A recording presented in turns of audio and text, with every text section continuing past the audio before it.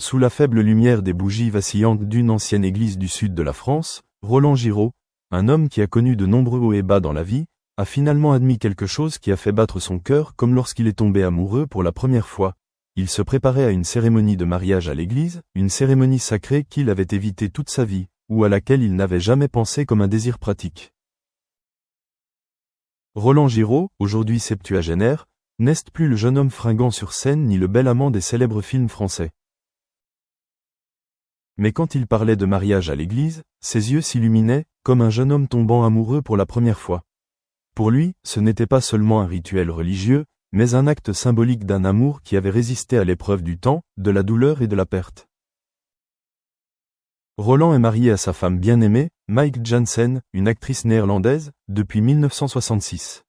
Leur mariage est une belle histoire dans le monde de l'art français, qui dure depuis des décennies, s'accompagnant à travers de nombreux hauts et bas de leur carrière.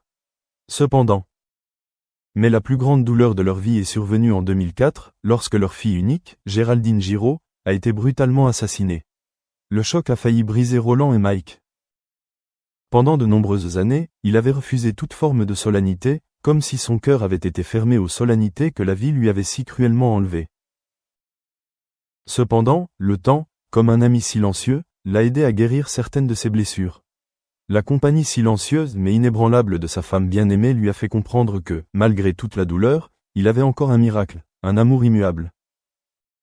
Je pense que s'il y a quelque chose qui mérite d'être célébré à ce stade de ma vie, c'est de dire au monde que j'aime toujours ma femme autant qu'au premier jour, a déclaré Roland. Un mariage religieux est un moyen d'y parvenir, non pas pour la société, mais pour nous-mêmes. Ces derniers mois, le couple se prépare secrètement pour cette petite mais émouvante cérémonie.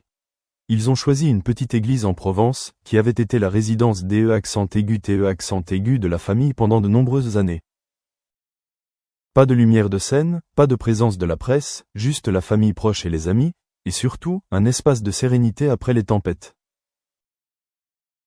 Le mariage est prévu pour avoir lieu en automne, la saison des feuilles qui tombent, la saison de la réflexion et des souvenirs.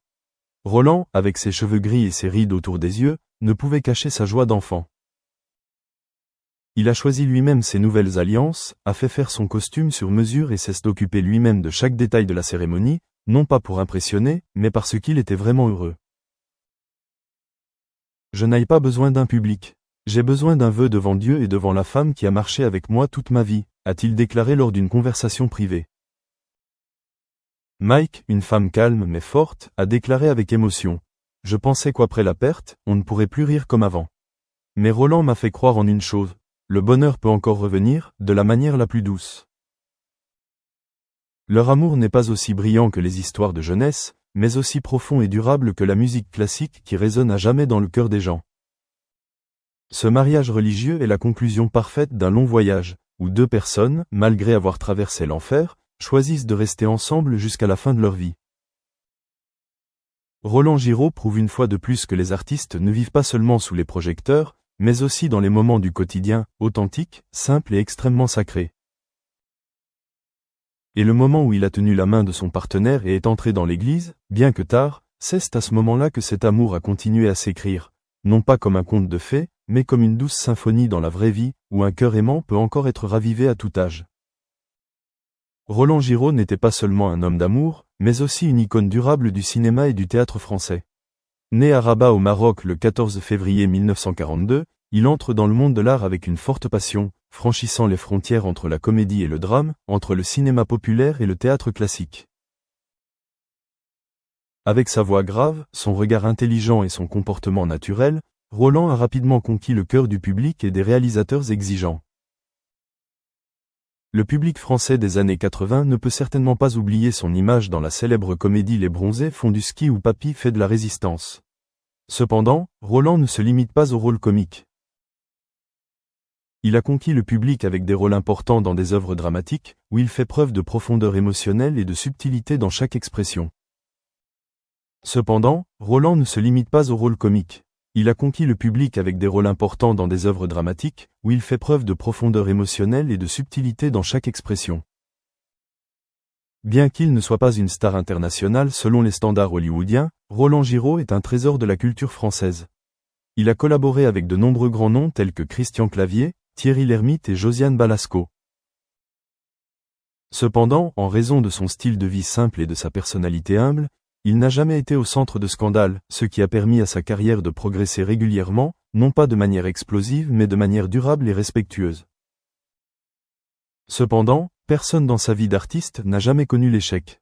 Il y a des films qui sont mal vus par la critique, des projets cinématographiques qui échouent ou des moments où le public scène détourne à cause de l'évolution des goûts. Roland a dit un jour dans une interview, « Les artistes doivent apprendre à accepter l'oubli, car les projecteurs ne brillent jamais sur une personne pour toujours. » Mais il n'a jamais abandonné.